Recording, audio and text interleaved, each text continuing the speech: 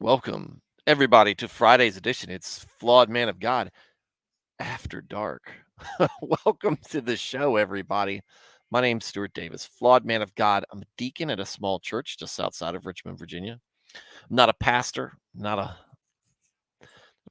biblical scholar, and I haven't been to seminary. I'm not trying to get you to join my church or donate to any special cause. What I'm just trying to do is talk about God, talk about Jesus, talk about the Holy Spirit, and talk about a wide variety of different topics, issues, current events, and give you my perspective on them. One that I think is reflective of your average Christian guy. I've been a Christian all my life, 40 years, non denominational Protestant. I don't subscribe to any particular doctrine or denomination. I'm just in the Word daily trying to do better each day. Walk a path closer to Christ. And some days I'll get it right, and in many days I'll get it wrong. But no matter what, when I'm streaming on here, you're going to get my honest takes on things. So if you're somebody who's interested in learning more about Christianity, maybe brand new to it, looking for uh looking for answers, maybe there's something about Jesus that makes you think that you can find them there. Maybe there's a voice in the back of your mind wondering if there's more to your life than just this existence here on earth.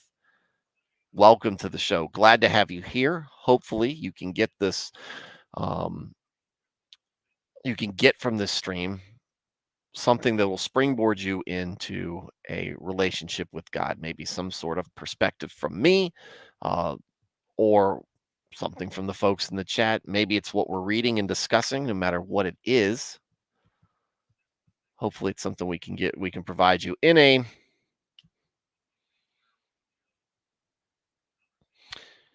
a good spot, in a place that is relaxed, comfortable, you know, place where you're not actually being preached to, where there's nobody who's a professional trying to sell you on something. This is just the laity, right? Just us, the folks that you're gonna sit next to in a pew, the guy who might welcome you in and point out the different places to go if you ever decide to go to church. And hopefully you find one that is deeply committed to preaching fundamentals, deeply to, deeply involved in um, bringing you in, teaching you, putting you on that path to Christianity, to salvation, and there you'll find a place to call home, a family, a group of folks who are going to welcome you in and be people that you can count on, and that you can become somebody that they can count on as well. So, with that said, let's get to the let's get to the show. Why is it dark? Well, it's dark because only one monitor is working, and I have the lights off. I told you this is the Flawed Man After Dark stream. So, Nirnaeth, I'm just dealing with a broken video card.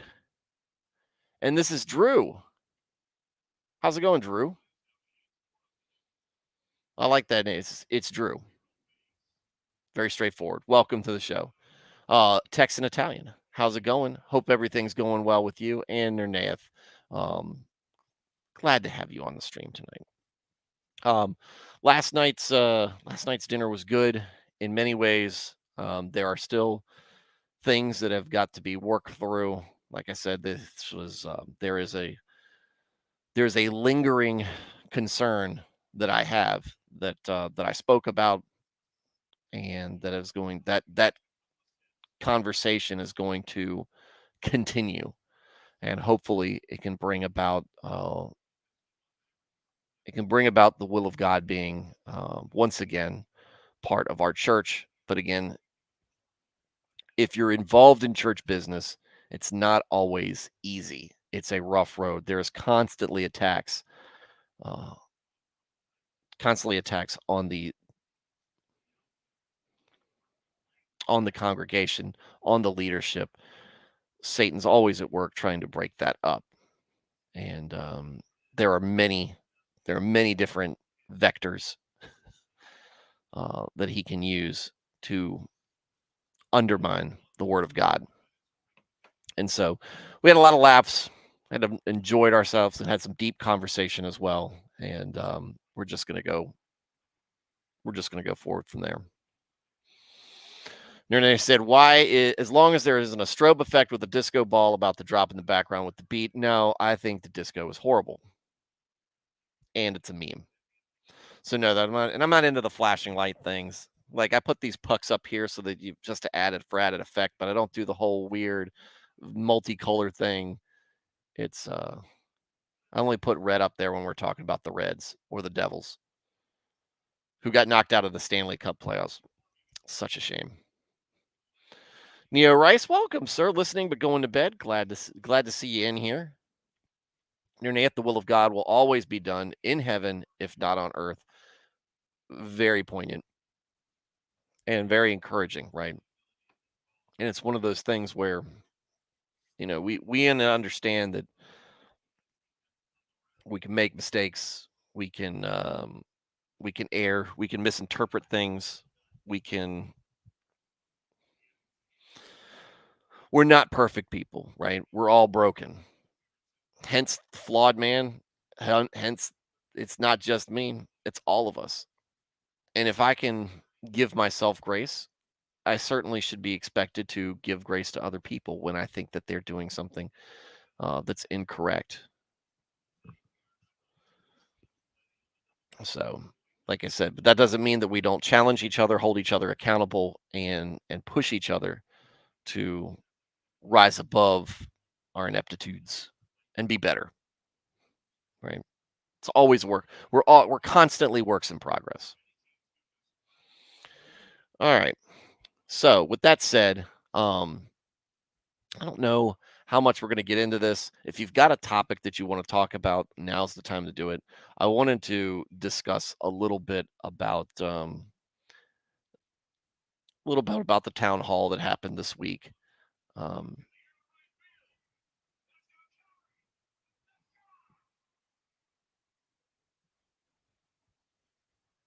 Reds game is on, guys. Home run just got hit. Um, I do these Friday streams as kind of with a hook to trip the algorithm because while I'm lazy and this is a very amateur stream, I do know a little bit, and I'd like to use the Friday stream to kind of pull more folks in. So that's why things like the Tucker Carlson open topic from last week got 300 and some views going on right now. And tonight we're going to talk. I just put Trump in there so that I'll get attention, right? I mean, we're going to talk about it, but the hooks to bring people in. And again, it's something worth discussing. And I brought part the Taylor Marshall thing happened. I caught it at least late this evening, and I thought that's definitely worth discussing because I've read Taylor Marshall's work before, and he is he seems like he's a deep believer, and he says he's got a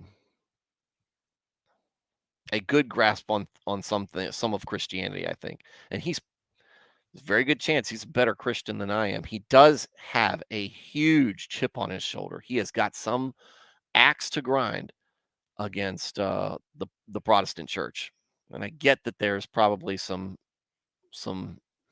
amity, enmity there, not amity, enmity there, because he views us as being away from the one true church, which is the Catholic Church. What he believes is the true church. Um, but I think he fails to realize how much, kind of what I realize, is how much we have in common with our views. And what really makes us different oftentimes is the dogma and some of the tradition, which clearly I'm sure he thinks that's very important. However, his point is made very difficult, even in his own writing, uh, when he has to explain the Pope and the stances from the Pope and his wrestling with the idea that maybe the Pope isn't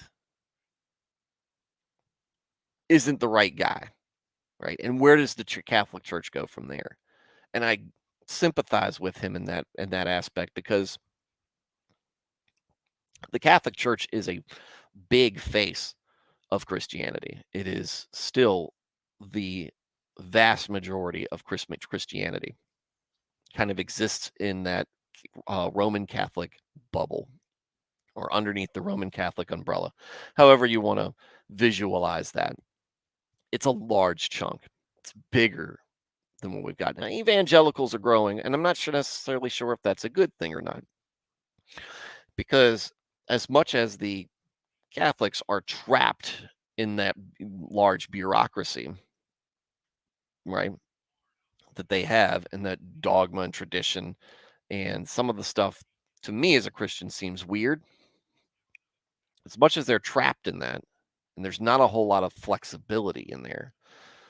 A the evangelicals, which aren't all which operate very similar to me as an independent, non-denominational Christian, um, they play very fast and loose with with theology, and I think that's just as dangerous. You could argue maybe less, maybe more.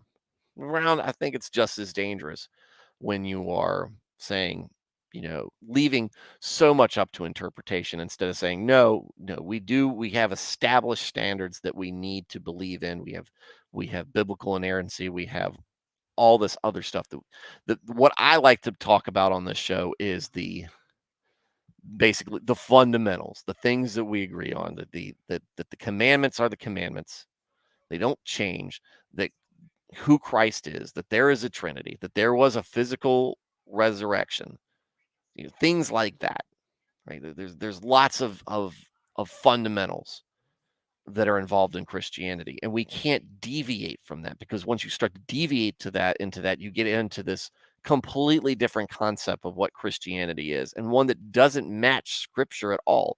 Whether you are a Catholic or a Lutheran, whichever side you land on things, once you get away from those fundamentals, you're in a different zip code, like the Mormons, like Jehovah's Witnesses, like the Unitarians. You've kind of abandoned really what Scripture is trying to teach you, and instead you're reaching into kind of what you think or what um, somebody else's half-baked theory. You're basing it off of that. I'm talking about Joseph Smith in this case. But Taylor Marshall, he has to wrestle with that, right?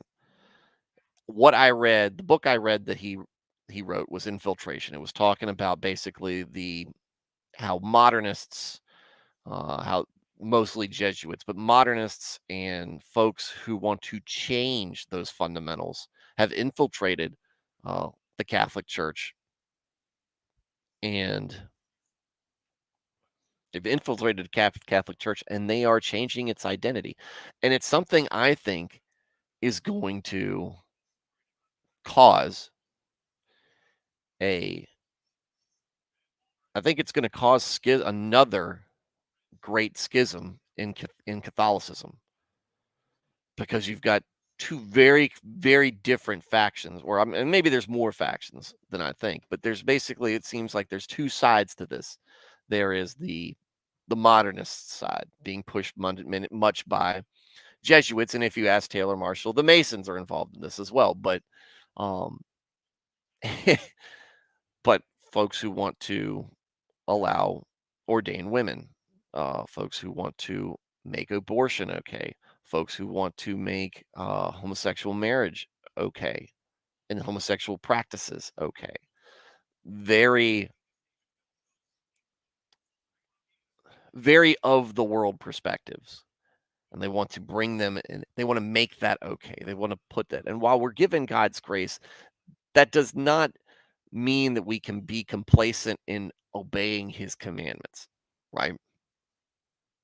They don't view it that way, I guess. I don't know what compels them other than a desire to either see the church fall or to make the church in their own image. And when I say their own image and what they think. what they think is okay. So, with what would be interesting conceptually is Taylor Marshall, who most people don't know, who's not really probably going to be running on much of a serious, with much of a serious chance of being elected. The idea to conceptualize what a Taylor Marshall um, presidency would look like, I think it would very much challenge um, what the Pope says. It almost feels like a political power play, not for the benefit of America, though I think that might be a in his mind that might be a great fringe benefit of things, but it would allow him as big of a platform as Pope Francis, and it might allow him to, or he might view it as an ability to influence what goes on from outside of the clergy. And I don't know if that's his goal. I'm not trying to accuse him of that, but say this would, I think, present him with that opportunity. Now, things on his platform are very interesting. He wants to ban porn, and he wants to. What was the other thing that I saw? Hang on.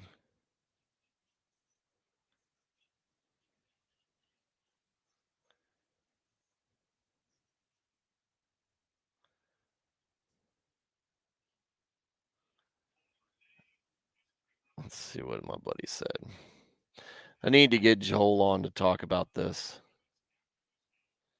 Mr. Chaco himself. Oh, payday loans. He's gonna ban payday loans and pornography. Not bad. It's an interesting platform, right? To just sit on to just that's my opening he says it's part of his platform, but those are the things he highlighted the most. And this might not actually be serious. He might not be serious about this. This is kind of stuff that's developing. This could be just a very funny joke or whatever. But it's interesting to conceptualize what a someone who views himself as a traditional Catholic like Taylor Marshall does, if he were to bring that mentality to the presidency. Me as a Protestant, I mean, it's definitely better than what we got now. I think anything's better than that. It would definitely be more faith based. Me and Dr. Marshall do share much more in common with our views on Christianity than I do with Biden, or he does with Biden. But it's always kind of I'm always worried about what is he going to send troops into the Protestant churches and declare a new crusade against the evangelicals. Um, but it's just an interesting thing to think about. And so Taylor Marshall, again, he does really good writing. Oh, Nirnaeth, don't give me hope. If he calls for the fifth crusade against the Saracens, he has my vote. He has mine as well. Indeed, he has mine as well. But where was I going with this? Oh, Marshall.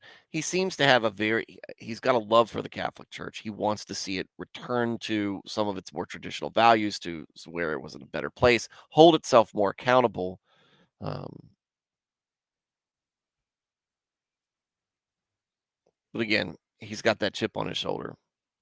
His writing is very good. When I read Infiltration, it gave me a lot of insight into the struggles that traditional Catholics have with the direction of the church, and it's one that I understand, and it's one that I truly try to incorporate into my own streaming here when I talk about modernists and egalitarians, and how the slippery slope, starting with you know the gateway entry all the way down to total debauchery. And it might start that slope doesn't necessarily move at the same speed. You can get from here to here within a couple of generations, or within just a few years. It can get there. And Dr. Marshall, I think, really has a good appreciation and respect for that. And and I think that that's a big part of his worry. He has some very strong thoughts on Vatican II, which I can understand if I was a Catholic. I mean, I'm not a Catholic, and I've got some strong thoughts on that. But what it did was it gave me a lot more respect for other denominations that I necessarily don't agree with 100%, and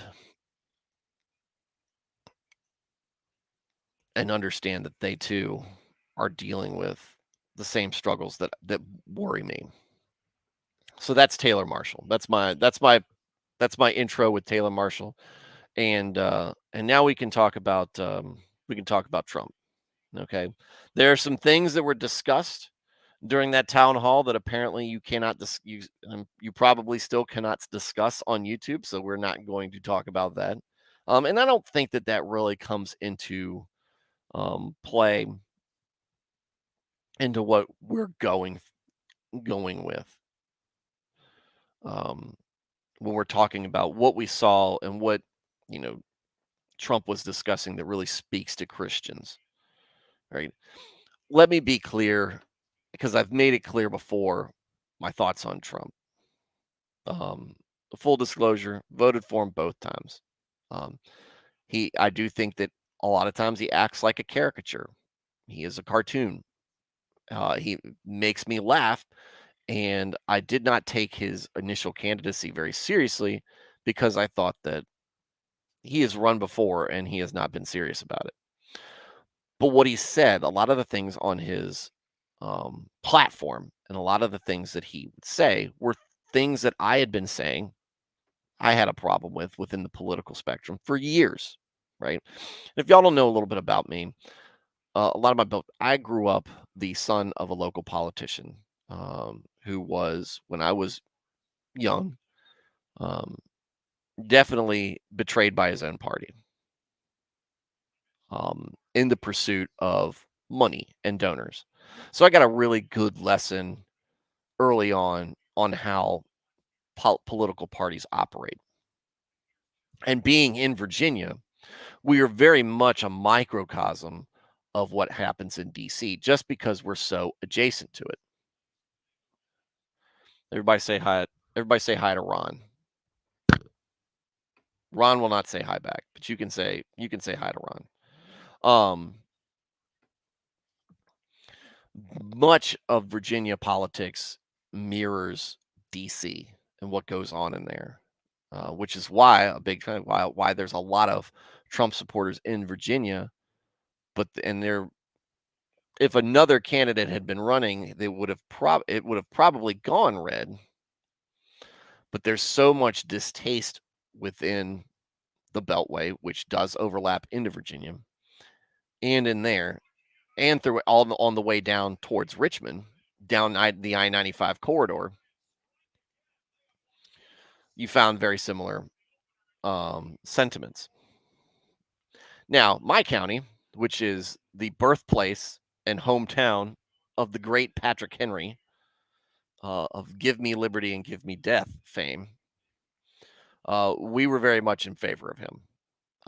And again, it was a lot of problems. He was talking about a lot of problems and a lot of things that um, no other candidate had ever talked about that I'd ever known. And so I thought to myself, wow, you know, if I don't get behind him, I really can't complain about all the things I say that are wrong with politics. And does he always have the best demeanor? Probably not. Am I voting for the nice guy? No. My interest is with my in voting for a politicians who I have very little respect for, period, because of the nature of the their positions, and generally, almost always, the nature of their own attitudes and how they conduct themselves and what they think about me and other people that are part of their constituency. They don't respect us.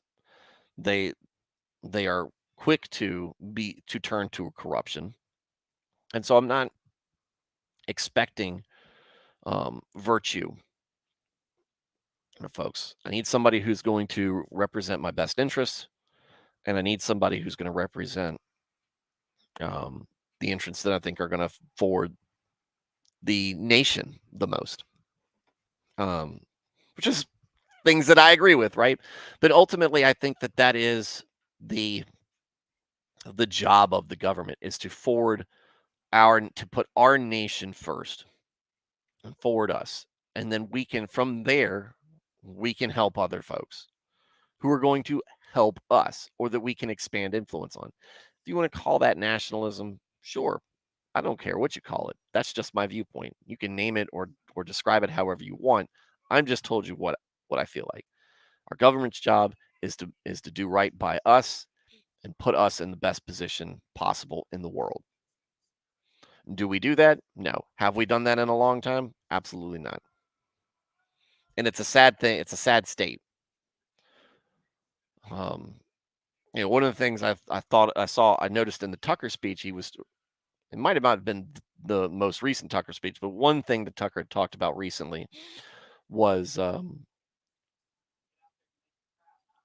folks in the State Department, folks in the lobbyist group, folks in that DC bubble who um, made their connections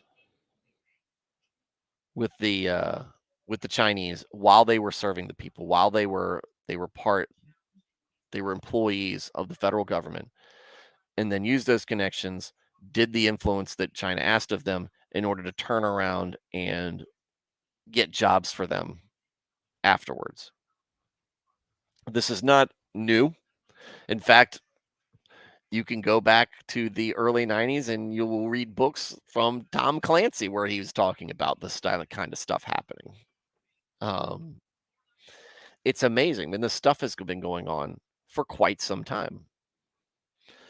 So again, that's a long way of getting into describing um, who I'm looking at as a candidate. Would I like to see would my ideal candidate be virtuous, have my best interests, do the right thing? Yes. He would do have other qualities as well. But I know that my ideal candidate is probably not going to survive in this current climate. If it did, it would be a miracle, in which case I would be over the moon. And while I can hope and pray for miracles, I also have to prepare for the fact that this world is broken and the people who are most broken, it seems, are folks in positions of power. This is a warning that we get from Samuel, well, from God through Samuel, um, when the Israelites turned away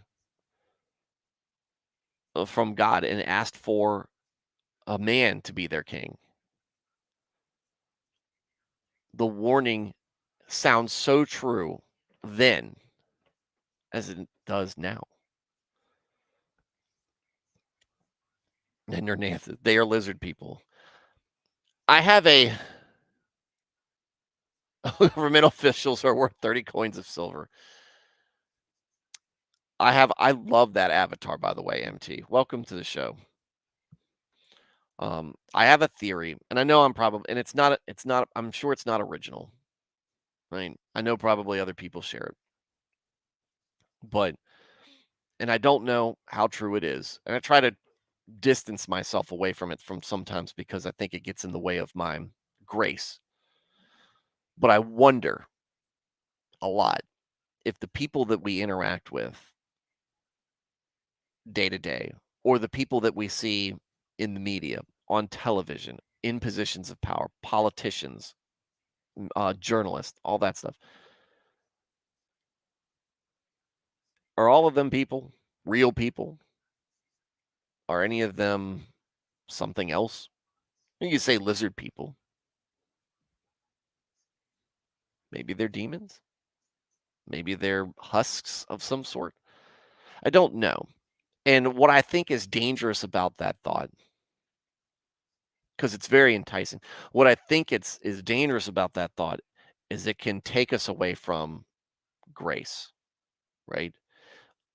You can easily see yourself drifting into the place where you just see that anybody who disagrees with you, anybody who's fallen deeply into sin, forgetting somewhat that you also are dealing with your own sinful nature. But these folks who promote this stuff could all be like that. And your attitude and how you would deal with somebody if you knew that they were an actual agent of the devil, and or just somebody who is confused, flat out wrong, or obsessed with their own sin, whatever. Um, you would deal with them that very differently, right? We should always strive to minister to folks that are have lost their way. There comes to a point where you realize there's nothing you can do. They just won't listen, and you don't waste your time with them anymore. But you should always there should always be hope, right? Heaven is a place. Heaven is a heaven is a place where we should hope that everybody makes it, right? We understanding that they won't, but hope that everybody before their end comes realizes the mistakes they've made, accepts Christ into their heart, takes faith not just in the fact that God exists and Christ is part of the Trinity and the Messiah, but the faith of buying into all the things that God says are good and right and wanting to be part of that, right? We want everybody to get there. And some paths there are more difficult and further away than others. But we want everybody to get there. Um, but it feels like that sometimes. I look at somebody like um, Pelosi, and I see there, and I'm sitting there thinking the things that she says, the things that she spouts off, while at the same time claiming to be Catholic. I'm not a Catholic. I know she's not with the way with her viewpoints on things. She might say she is, but there's definitely no chance that her ideology actually matches what Catholicism tries to stand for and is supposed to stand for. She is so divorced from that. It's a politician wearing religion as a cloak to say, "Oh, no, no, no, I'm pious too. I believe in goodness and everything." But they don't. And is that because they're just opportunistic? Or is there something deeper and more sinister at work there?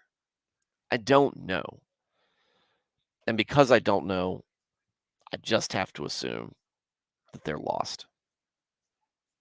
I don't know if anything will bring folks like her back.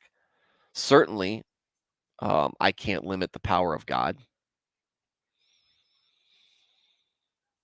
He can do anything. But one of the things I deeply believe that he's granted us is free will. He has gifted us with the ability to reject the gift he has offered us. Has she done that? Does she like I said, does she represent something else more sinister? And she's not alone. And it's not just a Democrat thing. It's not just a liberal thing. You can see this anywhere, but it feels like it's mostly propagated on the political left because the things that they stand for and the things that they argue for and the things that they promote and the things that they attack, they all seem to line up with what we see in very deeply sinful cultures. Our culture is struggling deeply, and we've moved quite away from a society that was founded on wholesome ideas and principles. Nernath said Taylor Marshall on day one just needs to spray holy water on all of Congress. I don't know what kind of reaction would happen after that. I don't know if anybody. So I have a big worry. I don't know why I'd be worried about it, but worry that people would start melting with holy water on them. How they would react with that, because there's some very unholy things going on there. Good topics tonight. I mean, I think they'll grab the algorithm, Blaine, and I think that people want to talk about it. Then they have papist conspiracy on the White House, demons in the government, and more, Blaine. It's the new Pope Catholic, like Pepsi Clear. um, all that to say, with my thoughts on Trump, that was a way big diversion on that. I don't know if Trump is really Christian. I don't know if I would even consider him a good Christian or not. What he has done and accomplished as president through his actions have helped Christianity in some ways. But at the same time, many of his supporters who are Christian have unfortunately fallen into some idol worship of him, right? And some people have thought of him almost as a messianic um, being, and he's not. He is Donald Trump may very well get on his knees every night and pray to God to help him improve as a human being and live a life closer to Christ. He might do that. But he is a deeply flawed human being in the way that he interacts with people, in the way that and his past, way he's done business in the past. Now, do I need to expect him to be perfect in everything? No. But I'm not going to fool myself into thinking that everything he does is perfect or that he is, you know, some sort of um, holy messenger. No, I don't believe that. He is a politician, kind of an outsider politician. And so I'm more, I have more faith in him, but kind of an outsider politician who has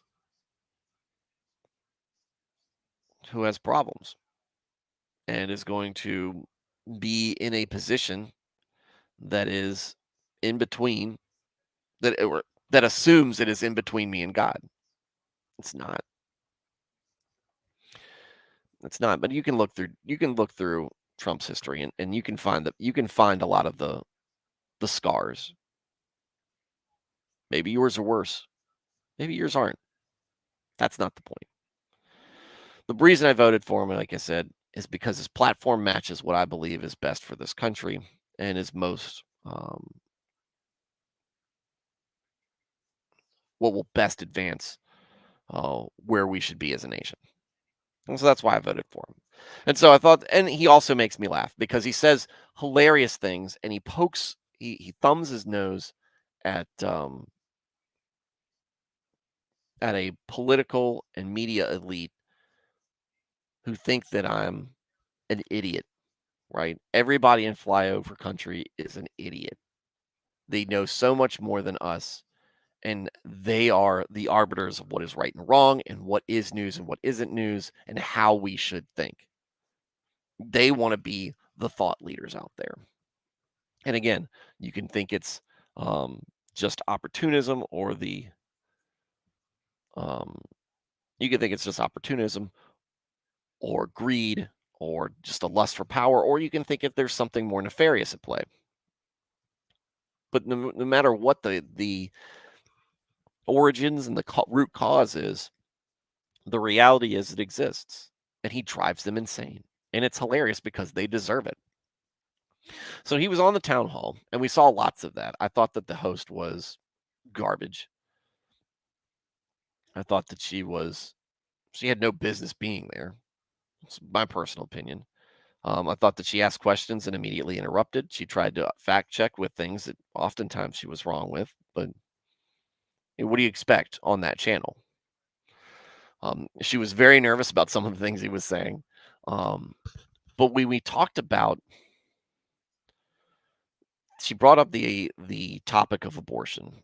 Well, she didn't bring it up. One of the town hall folks brought it up as their question about the Dobbs decision.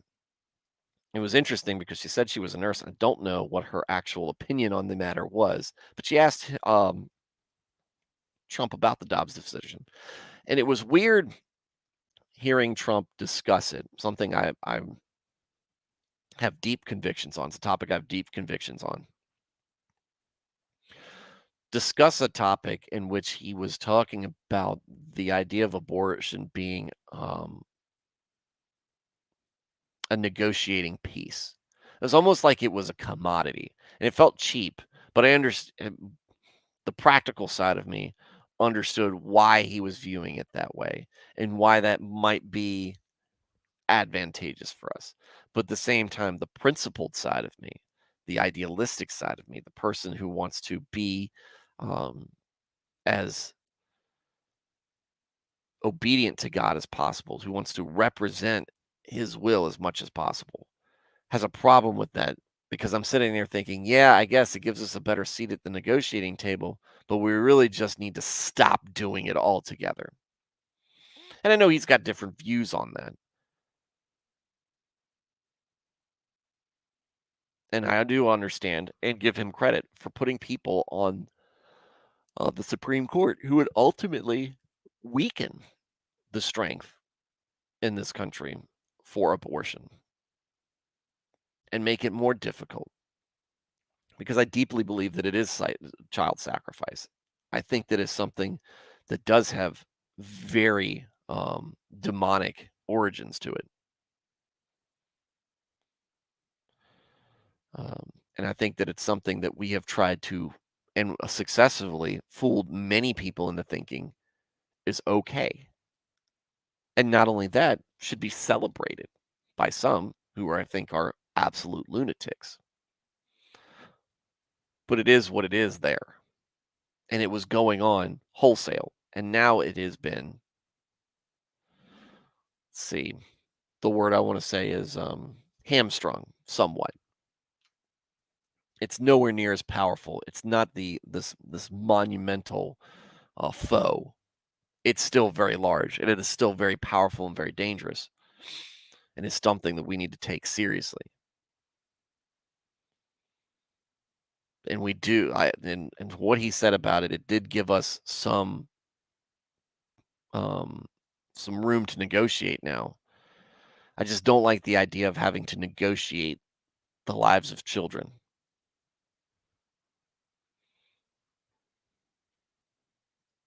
Emmanuel, welcome here as well. Hey guys, haven't been here all week, but I've been super busy. Glad I can hop on. Busy is good, right? The extraction versus abortion convo on Tim Pool proved the progressives just want babies dead. I thought, and I think that's the I've seen some cuts from that. I don't listen to Tim Pool. Not that I just don't listen to him. I don't have any necessary opinions about him one way or the other. But I've seen some clips from that when he was then they kind of there was a guy on there kind of advocating for it, and they really just spiraled that conversation into where he was like, "What's a woman's choice? Is it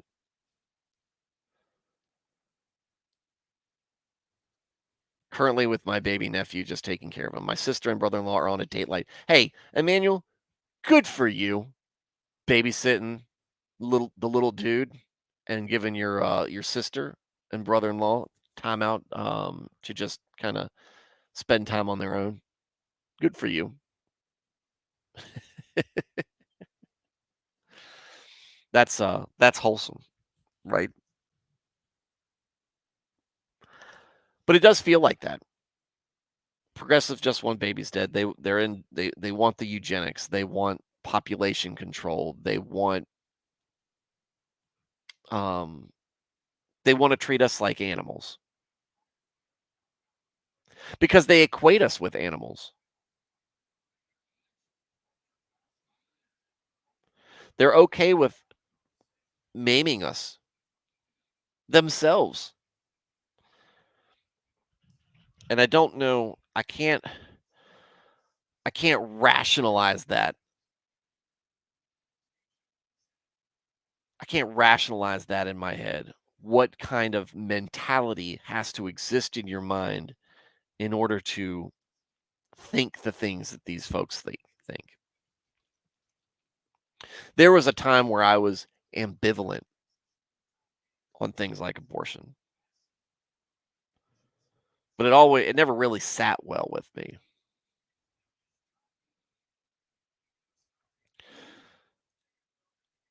There were times where I tried to adjust my own values because the people I hung out with would have thought less of me because of that. This was in my late teens and early 20s. This was when I was at my weakest in my faith. Not that I believe, not in my belief in God, but in my adherence to and understanding and respect for God. Manuel said, "Man, I remember carrying all my nephews. Now he's about 7 years old. Man, I love these kids. It is amazing watching them grow and see the. I mean, like I said, my own son, my daughter. It's just, it's so powerful, and maybe that power is part of what makes folks afraid of it, right? You hear folks who are happy not having kids, or at least portray that they're happy not having kids, as talking about, look at all the things we get to do. Look at all the things. It's so weird when our friends have kids, they change into so many these different people, and all of a sudden they're just slaves to these little beings. And they don't realize, and some parents don't realize this. They don't realize the joy, the special and unique bond that exists in parenthood. And the thing that I say more than anything else, and maybe it was when my son arrived, my my faith in God got so much more clear to me. And as I parent, as I look at him and my daughter and my feelings for them and the way I want the best for them and the way that I want to teach them and help them grow up and be good. It's amazing how much I can read the Bible and see the exact same or better from what God is doing with each of us.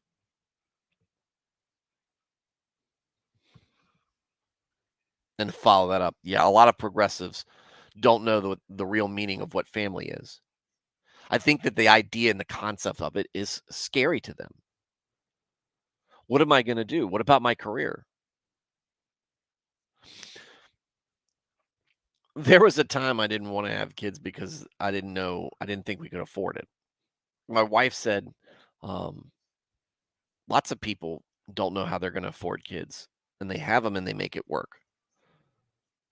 And that's what we did. It's a lot of steps we made in our lives where we didn't know how we could afford it,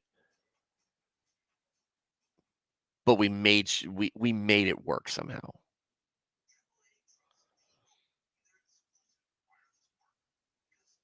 And I think that there's a lot that's a fear that a lot of folks have with, oh, like you said, oh, my career, oh, my free time. Oh, I don't want to do this.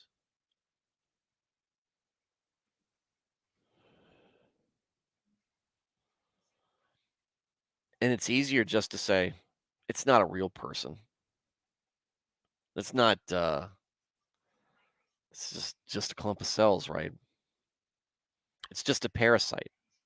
Let's just get rid of it. Let's just ignore what it means. I think there's more in that. I think they understand there's more in that. I think there's a lot of projection, there's a lot of guilt, and I think if there's no guilt, that maybe there is something broken inside these people, or maybe there's nothing at all. I don't know.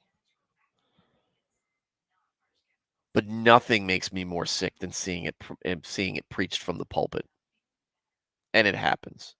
And for those of you who haven't been on this channel long, you can go back to me and Eric Rollon's um, series that we did in early 2022, starting in early 2022, talking about problems at the pulpit.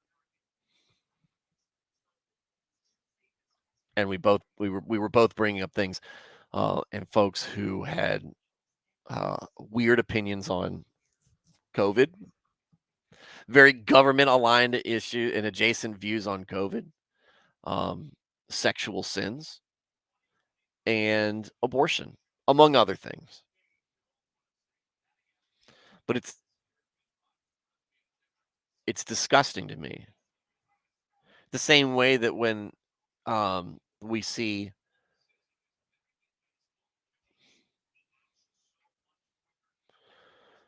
the same way that we see um, s- the the exploitation and abuse of kids in the church, and see it covered up or in the shadows, to see it openly preached, the sacrifice of them, again, disgusting. The most vulnerable people on this planet are children and, in many cases, the elderly. And you can see how easily they are exploited, abused, and taken advantage of. Church is supposed to be the sanctuary for them, the safe place for them, especially the kids, especially children, the most innocent of all, the most impressionable of all.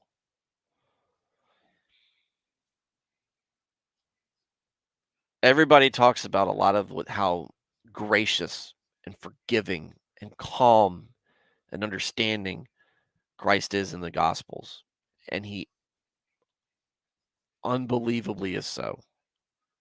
You talk about messing with kids, he's talking about sending you to the bottom of the ocean to rot.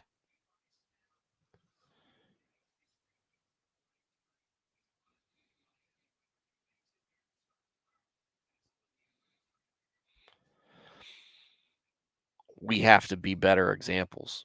But if we're preaching this crap at the pulpit, it's disgusting. And you'll see folks like Warnock and ELCA bishops and whoever else put them up there. A guy, we had a guy that was, um, we were going through a series in Sunday school, and we had a guy. He was preacher at or he was a preacher at a church in Chicago, and he did some great presentations in the lessons that we were learning about the Old Testament. But then you see him welcome Lori Lightfoot onto the pulpit to preach and celebrate her as a sister in Christ when you know she's not, and you know what she stands for isn't. How do you do that? I don't understand it. Alias says it's pure. By the way, hi Alias, welcome to the show. Welcome tonight. It's pure insanity and or evil. the end is nigh or the second coming is closer. I mean, if I'm normally one of the folks who says, eh, all this stuff has been through here before. There's nothing new under the sun. We don't know when the end is coming.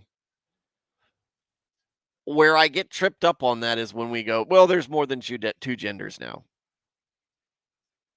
Oh, we'll cut the tits off of um young women, cut a young man's penis off, and create a wound in there that he is going to have to dilate for the rest of his life every day. I'm assuming that's the I'm assuming that's the frequency. It might be more or less. I don't know. But the fact that that is never gonna and the problems that they experienced are not gonna be solved, and they never are, because that's not how you treat a mental illness. When I see that kind of stuff, I'm like, how bad did Sodom and Gomorrah have to be worse than California, to be worse than San Francisco?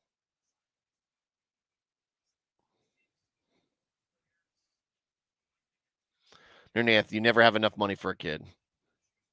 I mean, you do. I mean, you can be independently wealthy and have enough money for a kid, but yeah, when you working class, getting it done, yeah, paycheck to paycheck, folks. You're right. MT says, in our children, we see God. We see the spirit of creation as we invest our own futures, as eventually we will be gone, and all that remains are our descendants. Um, when in my kids, I see myself. The way I see, when I look at my kids, I see myself. And the feeling that I have for my kids, I start to begin, oh, this isn't just how my dad felt. When we talk about God having love for his children, for us as his creations, I'm feeling I'm feeling a fraction of that. And so much perspective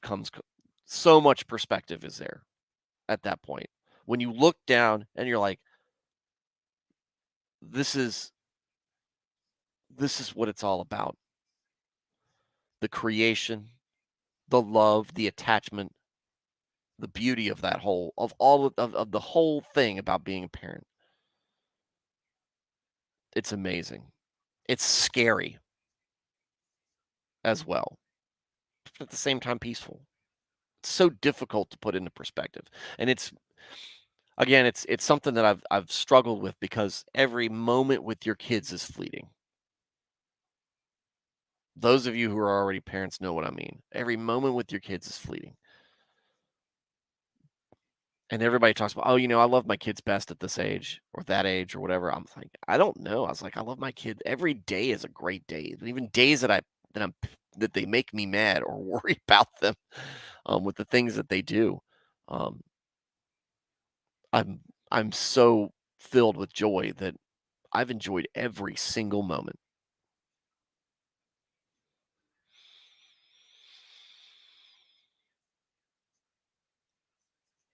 Nath, Eric, who does he come on this show? I need to get him on. He is actually creating content. I need to start posting that stuff on the Facebook page. But he is on YouTube creating some content. He's had some very interesting videos that he's shared that he's done with that Genesis 6 conspiracy guy that he is a big fan of. I'm trying to remember the guy's name. I can't.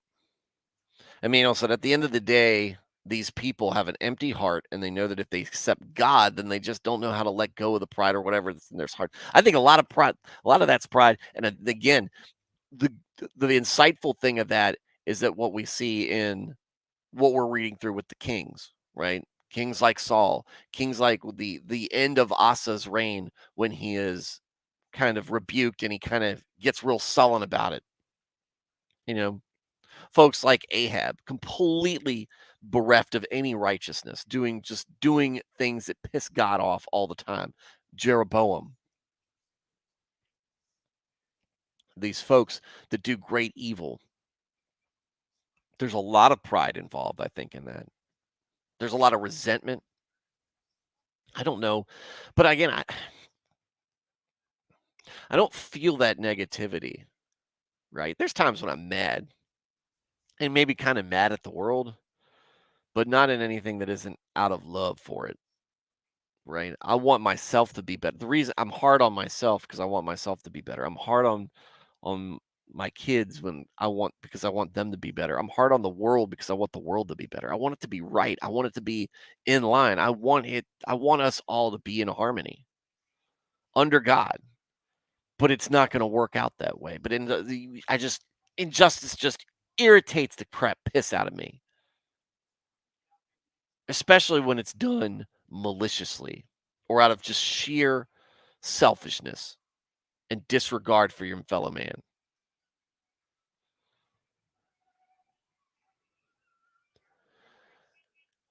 Upsets me. But yes, I think that's a big pride, such a huge part. Selfishness, huge part of that.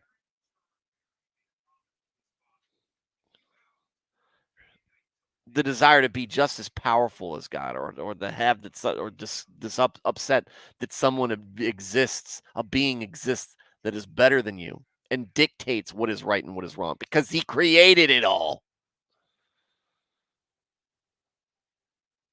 Alias, look under your chair. You get millstone. You get a millstone. You get a millstone. You get a millstone. Is that we're up at the pearly gates? St. Peter's got everybody collected in a this auditorium area. He's like, and he's got all the pedophiles together. He goes, now I want everybody to look under their chairs.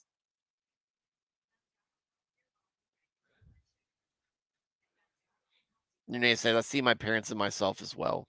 It is funny when I find myself doing things they would have done. Yeah. What I think is interesting is is seeing the things I have done is I don't resent my parents for making mistakes and not doing things that I thought were best. Even now as a parent, I was like, they did the wrong thing. They made a mistake. I'm sure I'm making mistakes. But picking and choosing, this is what works, I'm gonna keep that, and this is what I don't think works, so I'm going to change it up. I'm not a person who um, com has any problem with corporal punishment. I am fine with people spanking their kids. What I realized with me, though, is spanking did not have the necessary effect on me. I didn't wanna get spanked. I didn't find it to be a pleasant experience. Um, Especially my parents used a belt. My parents used a belt and all other sorts of other stuff, switches, whatever. Um, but I would take a belt whipping 10 out of 10 times when presented with standing in the corner for a half hour or less because it was you get spanked and it hurts a little bit for a little while. It's over. It might be a little sore while but you're back to playing. You're back outside running around. Back in my room playing with the Matchbox cars or whatever. Doesn't matter. It's over with at that point. But put me in a corner, put me on timeout. It's an there's nothing to um there's no stimulation. It's an eternity and it sucks, right? First time I put my the second time I went to put my son in the corner, he splayed out legs and arms both sides just trying to put him in the corner like you're not putting me in there cuz he hated it. And as soon as he did that I knew I was right. I knew I had him cuz as much as he is like me, I know. I know, much to his detriment. But again, he still manages to surprise me, and I'm sure that he will surprise me, probably in different ways that won't make me happy. But and I'm hopefully he ends up smarter than me and better than me. That's my hope for them. both of my kids, but that was so much of what I did with my what I've go through with my son is the learning experience, right? He hits a lot of the firsts. My daughter just find from the nature that she is a girl, I get a lot of firsts out of that as well, especially since I didn't grow up around girls. Just basically my mom. All my cousins were boys. It's the only time we had the time that the first girl cousin was born, I was in high school. So I have no idea what I'm doing with her. No idea. It's basically it's basically to asking my wife, what's going on? What's best? What do I do here? Like being the father type is easy, but like understanding like what's going through her mind, it's difficult. It's much more difficult. Easier for me is the fact that she's just like her mom in many respects, so that makes it a little bit easier to try to decipher what's going on in there. But I don't have my wife completely figured out.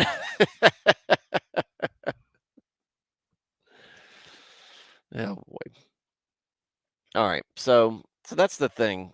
Going back to the Trump thing and specifically what he discussed on abortion. It was difficult to kind of listen to it being treated as a, a bargaining chip, a commodity. But if it can help us decrease the practice a little bit at a time, then maybe I can stomach the coarseness of the language behind it because it helps get it done.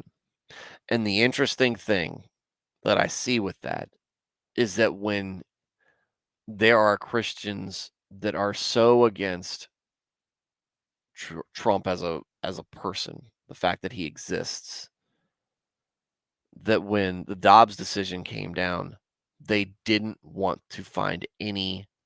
They wanted to say how bad of a thing it was because it didn't happen the way they wanted it to happen. Specifically, they would even say so. The David Frenches, the Beth Moores out there. It said, "We could have done this as a culture instead of doing this through the courts. Why not try every avenue?" Okay? What's okay, another you wanted an he goes, "This might have taken another 50 years, but it would have been done the right way." Would it have then, though? Would it have been done better if we'd allowed this to go on another 50 years? Considering how it's gotten more radical every year, if you manage to do it in 50 years, change the culture, which you guys aren't doing. Because let me tell you something, the David Frenches and the Beth Moores out there, the Andy Stanleys, all these people are on the path. They just can't help but affirm one sin after another because they're so worried about what the people in their spheres of influence and societal get togethers will think about them. They don't care about the 70-year-old grandma in there who knows more about what's right and wrong in the Bible than they do, with all their seminary graduates, with all their theology books that they write, with all the ivory tower BS that they put behind their names to make them seem like they know more about God than the rest of us do.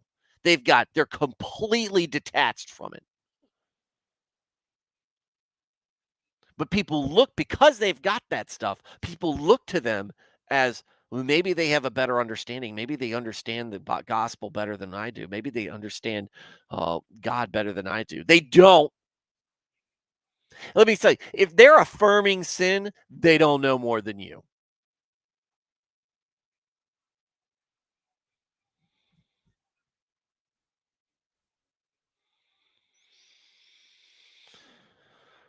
But they'd rather,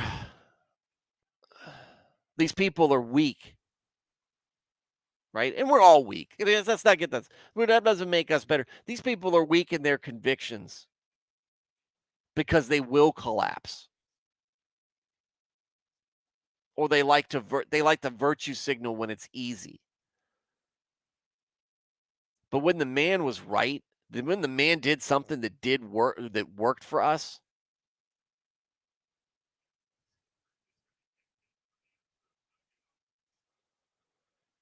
they couldn't just accept, "Well, I don't agree with the lot of what he did, but at least that happened." They couldn't even do that. This thing, it's the dog. They're the dog chasing the car that finally catches the car. They don't know what to do with it at that point. They wanna yell at something else. They finally got what we wanted, and they wanted to be upset about it.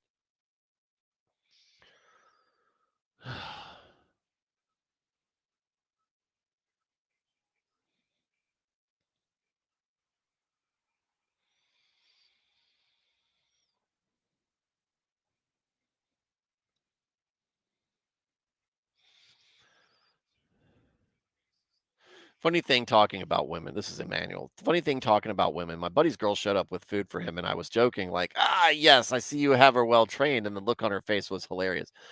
Look, and they weren't sandwiches, they were chicken wraps, which sounds delicious, by the way. Um,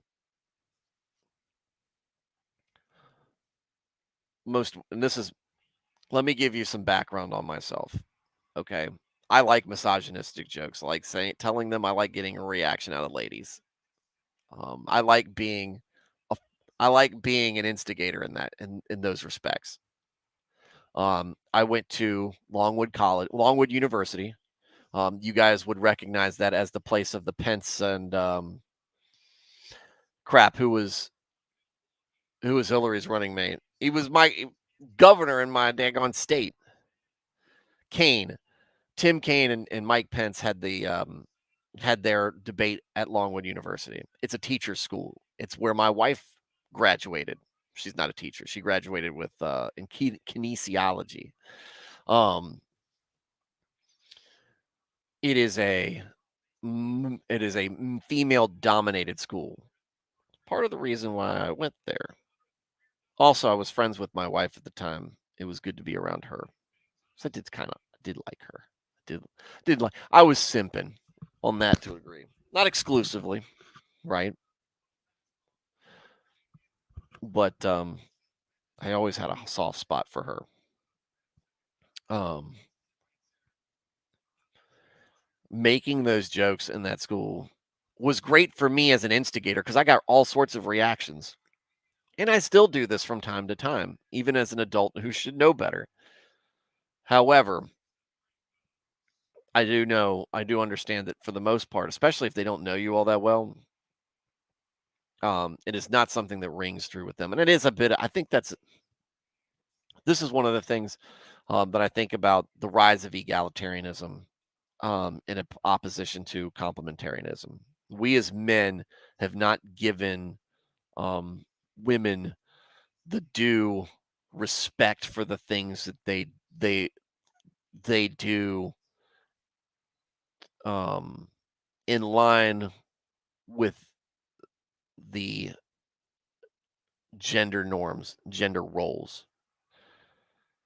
We should we should do great honor, pay great honor to uh, women who fulfill and fall into that role as a supporter, as nurturer, as motherly, as wifely, doing these things um, because that helps build them up. The same way that we are feel unappreciated about the many things that men do that makes us risk our lives, that are hard on our bodies, on our minds, our souls, the stresses that we have as providers, as husbands and everything, that a lot of times that we feel like we don't get any credit for, and then we don't necessarily seek it out, but it's nice when we get it. Women need a little bit. Women need that too as well. Um, in the appropriate venues. The same thing with us in the appropriate venues. We need to we need to build each other up as we succeed in those things. And you're not her husband or you're not her girlfriend. I'm sorry, you're not her boyfriend, Emmanuel. So it's really you don't really have that as much. But the reason she looked like that is because the joke, which for guys is funny. It's funny for us to hear that. Um, but for women, when she hears that, she's like, that makes her feel like um, subservience is something, doing something to support her boyfriend is less than it's a punchline. Um, and it's difficult for them to get past that just because that's just part of their nature. That's part of their nature. Um, and perhaps we should all be more, you know, um, encouraging when we see stuff like that. Like, dang, you know,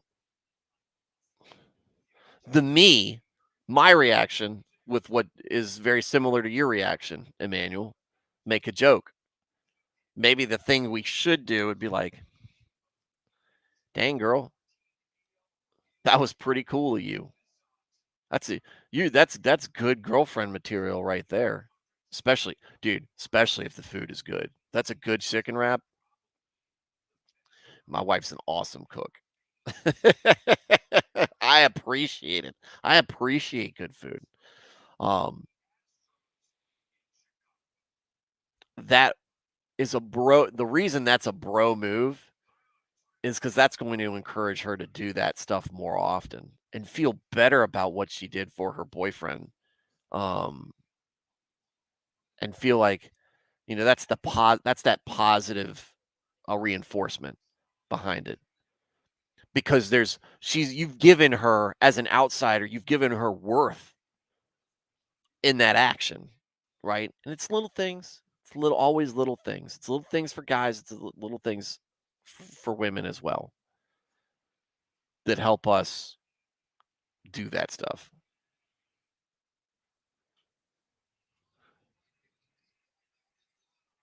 because they really didn't want it. If a man is in the woods and no women are there, is he still wrong? Dude, someone created a chat GPT thing that that you can say, my wife says this, why is she right or wrong? And it will always agree with her. Like the then it and so you can ask it, you can give any position that she gives and it will support it. Your wife is right because of this.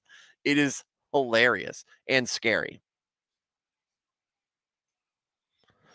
But I love that joke. That's a great joke. Emmanuel said it's easy to spout out tough guy lingo, but when the rubber hits the road, people get reality checked, and a lot of them don't walk the path. And I get it, we're all weak, but at least try. That's the thing, the attempt. And again, the baby steps there. Um, you might not be able to make these great strides in becoming a better person. Most people can't, right? You shouldn't expect to just hit home runs right off the bat. Just do, just improve, and look to God. Look to God and just make efforts to improve. And there you have it. Proof there about AR. It's smart enough to know women are always right. Does that make it smart though? Are you sure about that? Are you sure about that? Um, um, the scary is AI is scary to me. Um, but again, like I said, um, I think so much of what I think that's part of the origins of the desire for women to take on male roles and responsibilities and do that stuff is because um, they see that the glory of leadership and all these other things that men do that are glorified. Um, they see that they see cultural recognition for it. That's why they're not. That's why we don't see that same stuff with oil fields or linemen or other stuff, right? We don't see that huge push. They don't want to draft, right? Um, but we do see them want to be we do see them want to be warriors. We do see them want to be executives. We do see them want to be many things. Um, that desire, I think, is there because we haven't given good enough we men have not given due respect to women about what they do,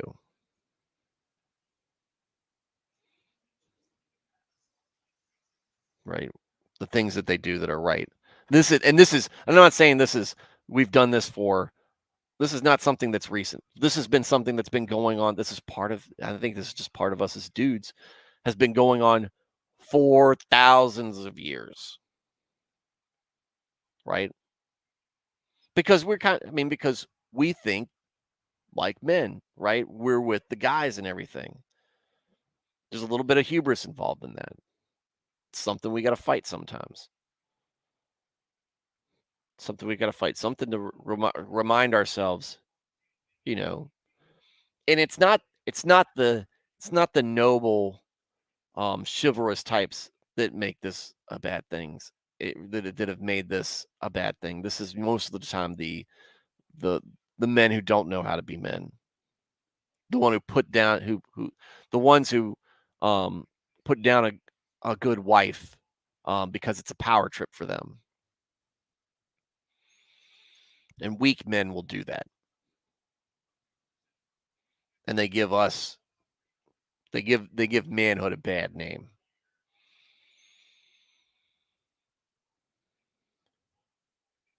Since the Apple incident, we're just holding a grudge. We got to toil in the fields because of the stupid fruit, because of stupid snake. AI life is more peaceful that way. That's the intelligent part right there, MT. I got a buddy named MT, so this is interesting me. He's a great guy. I got a buddy that I call him his nickname is MT. So it's just interesting seeing you comment. Emmanuel says, remember, a lot of them want the glory without responsibility because they don't see the responsibility that comes with that. They're seeing the positive things, right? We're not all the work that goes in it. I say let them go to the oil fields if they want so badly, but it's fine. Everyone has a role, but that doesn't mean it isn't important. I get that. I get that mentality, and I understand why people go there. I don't share it because I want to say, look, that's not where you need to be. I don't want to see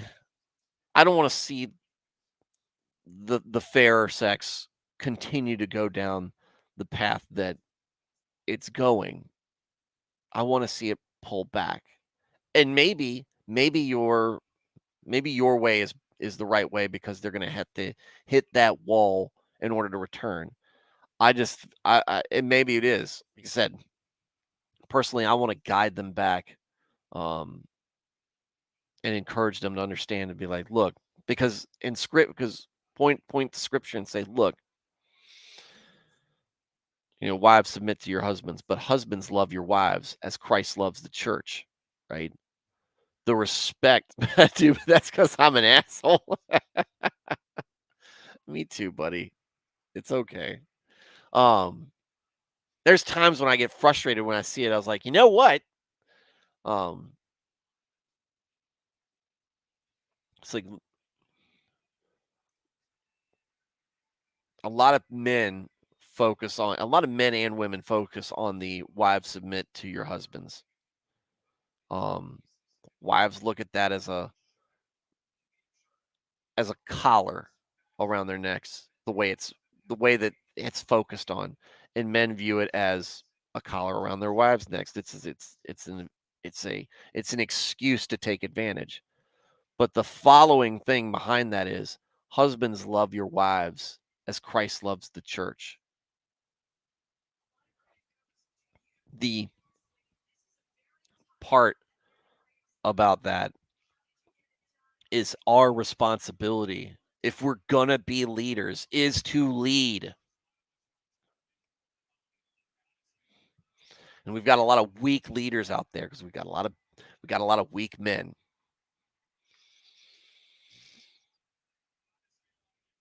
We've got a lot of weak men. We could be we both have a long way to go to fix the problems that we have. And like I said, I don't know the answers other than point to scripture. I can't fix this. Christ can though, as he can fix all of our issues. All right, guys. I'm going to wrap things up. I'm going to head over to Blaine's stream. Probably hop on there depending on what if Lofty's there, I'm going to talk about the Mario movie, guys. Emmanuel said, like I said, you guys are really helping me be better. I love your input, Emmanuel. I love your input because it gives me, again, especially folks who've just got a bit, they're in a different place in life than I am, and not afraid to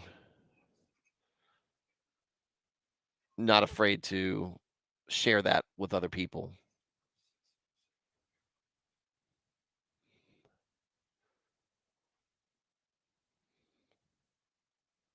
Ayla said, and again, that's the harder part. It's easier to submit than to love like Christ. It's easier to give into, yeah, it's easier to give into your baser instincts. Give into what Satan says. Satan's so tempting in what he talks about.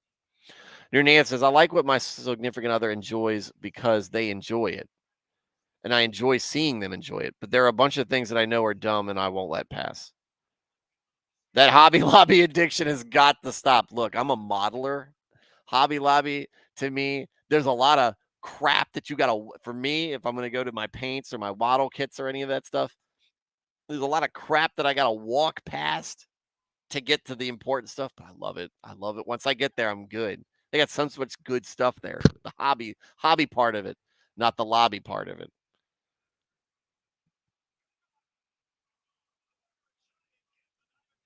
And there you go. All right, guys. I'm gonna wrap this up. MT, thanks for joining the stream. Hopefully you come back. I don't know if you normally listen, um, and just decided to comment, or you just came to the stream because of me trying to. Oh, Matt Felty's here at the end. um, I don't know if you came to this. You've been listening to the stream and just decided to comment, or if you came just because I was trolling the algorithm. But I stream around 8:30 Eastern time every week, Monday through Friday. Well, not during softball season, not on Mondays, but throughout the week on a semi-regular basis. And we read through the Bible most of the times. But Fridays is an open topic night. I try to troll the algorithm. I try to talk about things that the guys in the chat bring up. But it's a great place. I think you had some great things to say. I'm glad you participated, and I'd love to have you back. So just in time for wrap up. Matt, I'm sorry that you missed it. Nernea said, it's the pile of unfinished craft supplies that never get made that I'm meaning. You are not going to make Christmas wreaths in May.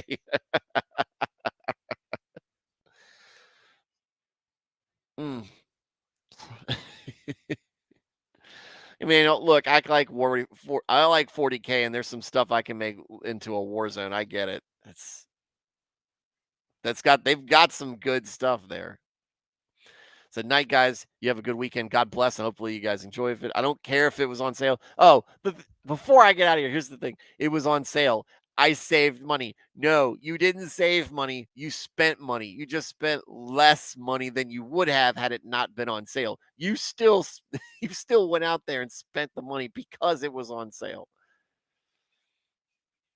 Matt Felty said, my father had back surgery Wednesday, just got him settled at home tonight. Oh, which reminds me, Texan Italian. Hopefully, I don't know if you're still listening. Um, I think that was your dad who had I think it was your dad who you had talked about had prostate cancer. Texan. Hopefully, I'd love to give for you to give us an update on how that's all progressing. Hopefully, it's good news because prostate cancer is generally treatable. Hopefully, it is for your dad, and hopefully the great healing and more time spent with you and this family are ahead of him. But again, still thinking about it, and hopefully things are going well for you. It's Drew said, "Great show, thanks." Wow, glad to have you here as well.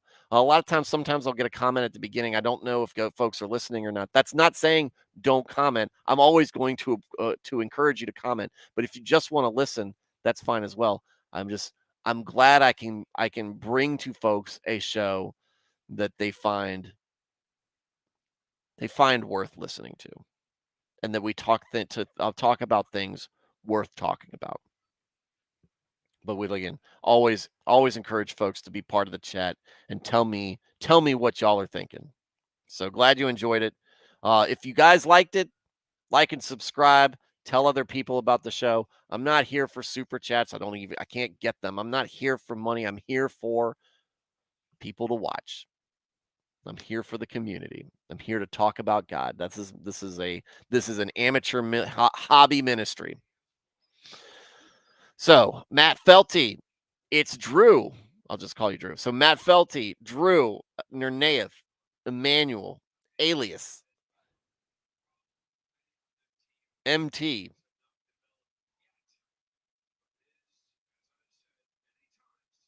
Blaine, coming over to your stream in a minute. Neo, have a good evening, sir. I know you're probably asleep by now. Texan Italian, like I said, I think that's you. That was you who asked about your dad. Prayers for your dad, definitely, and hopefully things are going well. Thank all of you guys for tuning in. Thanks all of you guys for sharing and being part of the chat. The chat makes the show better um, in so many different ways. I will be streaming again Tuesday night. Maybe make a Mother's Day thing out of it. I don't know.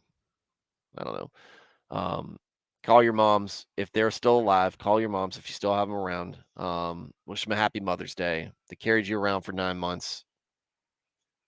Hopefully, they treated you as genuinely as my wife treats her kids. Um, Hopefully, she looks on you as kindly as well. But with that said, guys, y'all have a great weekend. Happy Mother's Day. Go to church. Be safe. I want to see you all tuning in on Tuesday. So I want you all to make it through the weekend, right? But enjoy it. Nice, peaceful weekend, nice, relaxing weekend, nice, productive weekend. Whatever you're setting your mind to, just don't forget about God. Have a great night, great weekend, and God bless.